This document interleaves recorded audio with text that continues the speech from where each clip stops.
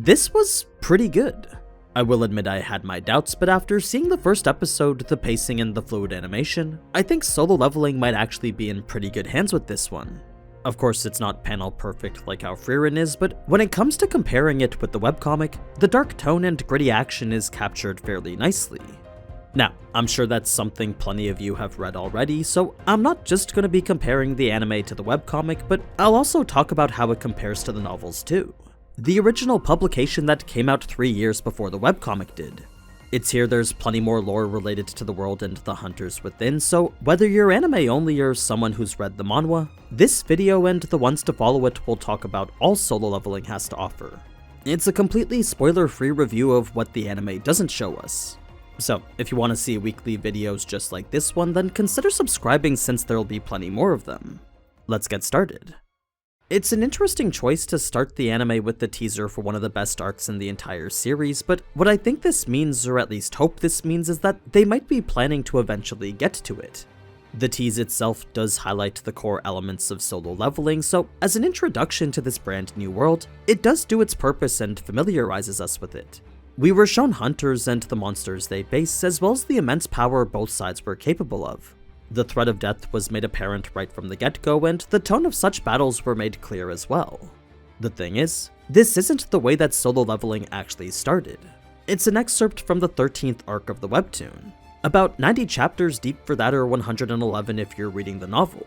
Once again, I'm hoping it is to show that they do plan on making it here, but if each episode covers 4 to 5 chapters each, that would put the start of this arc right between episodes 18 and 22.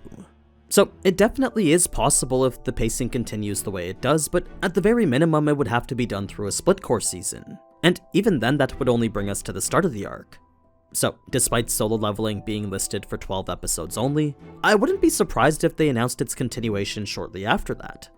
Now, where Solo Leveling really starts is with the introduction of our world's weakest hunter, Sung. There were plans to localize his name to something like Shun Mizushino, but that's a change only present in Japan's TV version of the anime. The version we have from Crunchyroll and Aniplex is separately voiced to include the character names that we know. So, despite the website showing localized names different from the webtoon, the ones any of us overseas will be getting are the OG ones.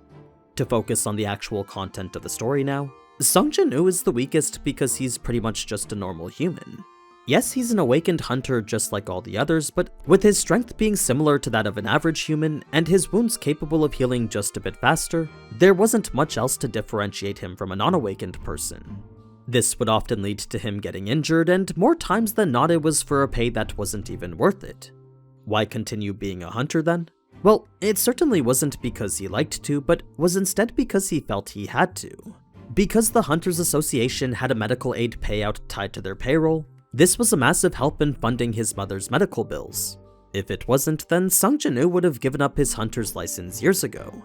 He had no problem going and getting an ordinary job, but it's just that it wouldn't support his sickly mother the way that hunting did. I mean, he was after all a 24-year-old man with no special talents or background. Combine this with a debt of several thousand USD a month, and what you get is a person whose only choice is to be a hunter. Now, when it came to gates such as these, it wasn't rare for everyone participating to know each other, since the same hunters were almost always called upon. They were the ones the Hunter Association would usually assign to this area. The number of jobs they were getting was slowly diminishing though, since the presence of guilds was making gate clearing this highly coveted commodity. You see, there were only so many gates to go around for everyone, and with each guild competing to be the ones to clear it, that meant less were available for the independent hunters tied to the Hunter Association. It had made for this interesting society in which the very act of dungeon clearing was now something people could make money off of, resulting in the creation of this new highly profitable industry. So, with every gate having the potential to bring in millions, it was only natural these private guilds be the ones to try and capitalize on it. It had gotten to the point where the only gates left over for the Hunter Association were these smaller low-rank ones not even worth doing for the guilds. Luckily, this meant those gates were usually easy and safe, but what it also meant was that there wasn't a lot of profit in them. No guild typically meant not a lot of money. Sure, that also indicated the difficulty would be low too, but even that wasn't known for sure in this business. There were still numerous hunters who carried themselves with quite a bit of worry here. Such was the nature of taking a job like this. What quickly changed that mood to something better, though, was the arrival of Sung and the message he brought with him. You see, if the Hunter Association judged this gate to be one that Sung Jin-woo could handle, then that meant for sure that this was gonna be an easy one. Everyone who's raided with him knew that him being there meant that things were gonna be fine. Unfortunately, that didn't really apply to him, but for everyone else who knows they're stronger than him, they could dismiss their worries since anything he could do, they could do for sure. Now, to clarify more on the example they used to show how weak he really is, the E-rank dungeon he got injured in was an anomaly many didn't even think to be possible. You see, while normally raids are almost always completed with a healer, because no one had ever gotten injured in an E-rank dungeon before, the association didn't even think that a healer was necessary. They had decided to send in his party without one. So, when Sung Jin-woo did inevitably get hurt, the lack of a healer meant that he would have to spend the next week in a hospital, recovering from a wound that no one else thought was even possible. That would be the first part of Sung Jin-woo's introduction, but it's before we continue into the dungeon itself that we would first get an anime original scene with the chairman and his associate. He's not someone who shows up until a little bit later, but as the acting leader of the overall Hunter Association, it makes sense to use him as an exposition tool. So, he pretty much informed us as to why dungeons can be so profitable, then went on to explain the lucrative market that's formed around it. To hunters, dungeons are an easy way to make progressively more money, then to the government, the resources from said dungeons are a clean and efficient energy source. There's smaller details we don't find out till later on in the story, but I think revealing them now gives more motivation as to why certain things are the way they are in this world.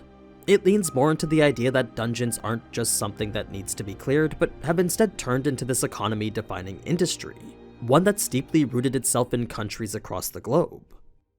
Switching back to something a bit more local is the D-rank raid that Sung Jin-woo is currently taking part in. A brief scene exclusive to the webcomic was the part where Song had asked whether he could be their leader or not. It wasn't something he declared like how we saw in the anime, but was instead a role he offered to take since he was the most experienced. I mean, with a decade spent raiding and a high rank of C, it was only natural that he be the one to lead everyone. In fact, if not for the fact that he was over 60 years old, Song's skills as a mage would have landed him a comfy spot in just about any guild. He was a competent hunter everyone present knew that they could count on.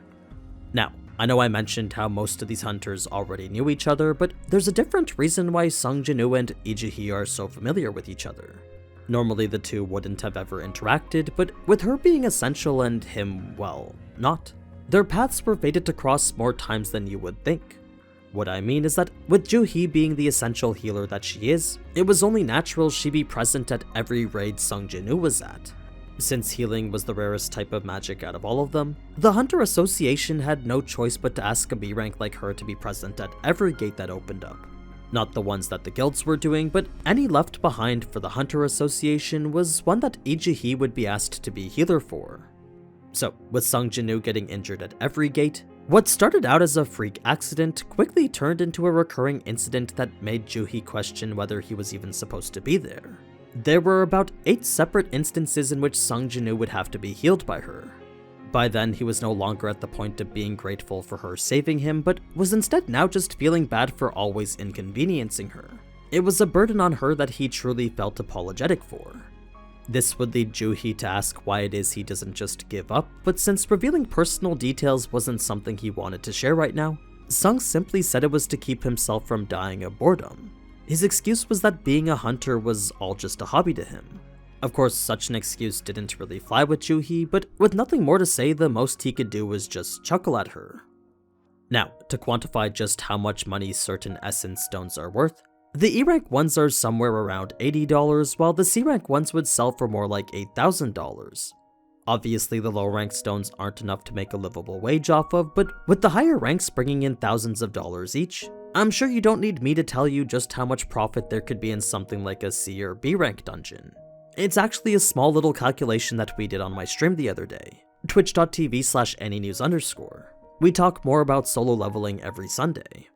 But back to the story. It was shortly after that the extremely rare double dungeon was found, an occurrence so incredibly scarce that even with Mr. Song's 10 years of experience, never once had he ever come across one. There was no doubt that this was what it was though, since despite killing the boss that they thought was the boss, the gate still didn't show any signs of closing. it was a positive indicator that the real boss was still somewhere beyond this hidden passageway. The decision of choosing to explore it was quite the tough one, since even though the dungeon was easy up until this point, and even though it should technically remain easy all the way till the end, there was no guarantee that any of this would be easy. There were no guarantees when raiding a dungeon at all, and when it came to things like this, it really all depended on how much risk everyone was willing to take. So, with a total of 17 hunters present, the votes were cast and a decision made. The potential riches awaiting them was worth the risk of whatever threats that they may come across. The passage turned out to be even longer than expected though, since even after 40 minutes of walking, nothing seemed to indicate that they were getting anywhere. If the path had continued for 20 minutes more, then the group would have had no choice but to turn back and leave. Reason being that after a boss is defeated and dungeon cleared, the hunters within only have 1 hour to escape it. If they don't, then the gate will close and they'd be trapped forever. So, if walking to the boss room was to take 1 hour or more, then the risk of getting trapped inside would be exponentially greater. Sure, they could run and make it back in less than an hour, but with time also being needed to scavenge and gather loot, they would definitely be cutting it close and risk getting trapped forever. Now, it's when the door finally showed up that the peculiarity of such an entrance really did make everyone nervous, like it was some sort of Dark Souls fog gate. I mean, it was clear the doors were intimidating to everyone, and the odd nature of its presence definitely instilled doubt. Song could tell that this was the case, so before they could let their uncertainties get the best of them, he quickly flipped the conversation by exploiting a few key logical fallacies. Not only did he use his position of power to instill fake confidence, but he also applied guilt by saying he would continue alone if he had to. So, by being this elder veteran and saying he would enter regardless, he had simultaneously eased all the anxiety everyone was feeling, as well as coerced them into thinking they would be losing out if they didn't go. He had essentially single-handedly persuaded the group into walking towards their doom. Of course, the thought of becoming rich didn't help either, but that was more so hearsay from rumors. Sure, everyone says there's incredible treasures hidden within double dungeons, but the only real story was the small guild who apparently grew massive from one. They had supposedly found a double dungeon and used the profits from it to grow exponentially practically overnight. So, with that being what everyone was potentially walking away from, no one wanted to let Song get all the treasure for himself. Reason being that the way treasure worked when it came to raids was that, unlike essence stones which were procured individually, treasure was divided equally among everyone. What that meant was that even if Sung Jin-woo didn't do any fighting, by just being there at the end he would get an equal cut of any treasure that was found. The rest was mental gymnastics going towards how the monsters should be just as easy as the earlier ones, and that was that for choosing whether to enter or not. Now, I'm sure you don't need me to tell you just how massive the room they entered was, but to give you a true idea of its actual scale, it was about the size of 4 Olympic stadiums combined together. That's 320,000 square meters of open space, or a giant boss room with a diameter of 2 kilometers. The main statue was bigger than the Statue of Liberty, so in anime terms that's even taller than the Colossal Titan. All in all, it was a truly grand space that no one could have even imagined. Now, I won't jump into the events of the disaster just yet, but what I will mention before ending this video is the runic inscription Song had translated for everyone. These aren't words that can be found anywhere on Earth, but are instead a unique language solely discovered in dungeons. They're also not words any normal human can decipher, since only hunters capable of magic can read them. What I mean is that only the hunters who awakened to magic-related professions are capable of understanding the runic alphabet these words are written in. So, with that leading us towards the big cliffhanger, I think we can end things off here and pick things up next week. You can be sure to find another solo leveling video right here on Monday or Tuesday. If you want to know exactly when, then be sure to subscribe with notifications turned on. But yeah, what did you guys think of the episode? I'm curious to hear the opinions of anime-onlys as well as those who've read the manhwa too. So, whether you liked it or not, or whether you're someone who's read it, let me know down in the comments. Now, before I go, a huge thanks to those who are members of the channel. Any and all support is always appreciated, so I just want to shout out those who support directly. But anyway, as always, thank you so much for watching, and if you enjoyed this type of anime content, then you already know what to do. So, until next time, ciao!